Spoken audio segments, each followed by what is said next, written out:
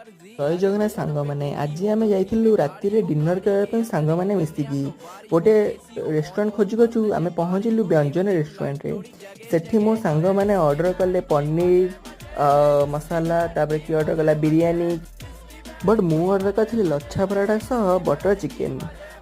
एत टेस्ट नाला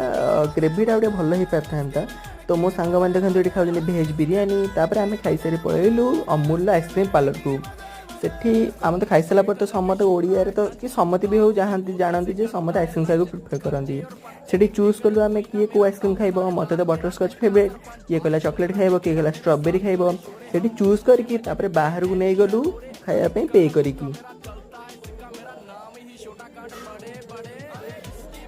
पे कर सारी बाहर गलु खाइलु तापर पलि आसलु घर को